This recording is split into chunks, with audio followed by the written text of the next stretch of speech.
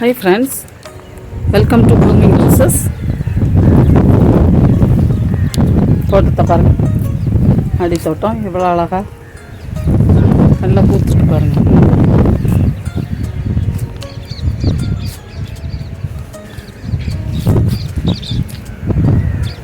பாருங்க நல்லா அழகா பூத்துருக்கு.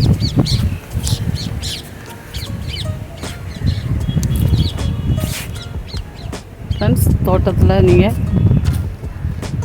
டெய்லி 1 மணி நேரமாவது ஸ்பெண்ட் பண்ணி தோட்டத்தை நல்லா பார்த்துக்கிட்டே இருக்கணும். அதில் பூச்சி ஏதாவது இருக்குதா, வேறு ஏதாவது பிரச்சனைகள் இருக்குதா நீங்கள் கவனிச்சுக்கிடணும். பார்த்தீங்களா ஃப்ரெண்ட்ஸ், நல்லா அழகாக பூத்துருக்கு பாருங்க. நல்லா கலராக அழகாக பூத்துருக்கு. ஃப்ரெண்ட்ஸ், இன்றைக்கி நம்ம பார்க்க போகிறது டைகர் ரோஸ். அதாவது இது ராஸ்பெரி டைகர் வகையை சேர்ந்தது.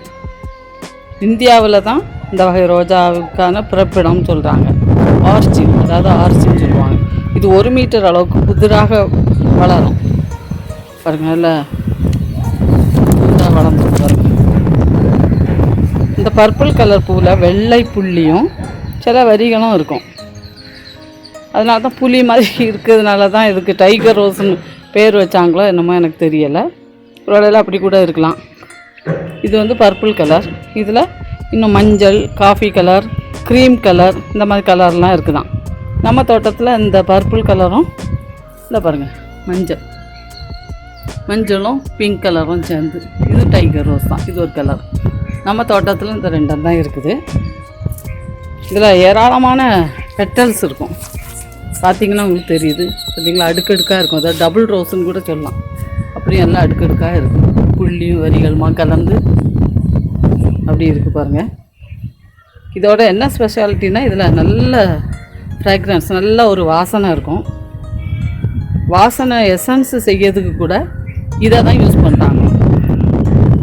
அந்த அளவு இது ரொம்ப ஃபேமஸான ஒரு பூ. நல்லா கொத்தாக பூத்துருக்கு பாருங்கள். எல்லா சீசன்லேயும் இது பூக்கும். இது நல்ல நோய் எதிர்ப்பு சக்தியை கொண்டது. இதில் அவ்வளோதான் நோய் தாக்காததுனால நம்ம தோட்டத்தில் ஈஸியாக வளர்க்கலாம். ட்ரை பண்ணி பாருங்கள். ஓகே ஃப்ரெண்ட்ஸ், இந்த வீடியோ பிடிச்சிருந்துன்னா லைக் பண்ணுங்கள், ஷேர் பண்ணுங்கள், சப்ஸ்கிரைப் பண்ணுங்கள். Okay, God bless you all.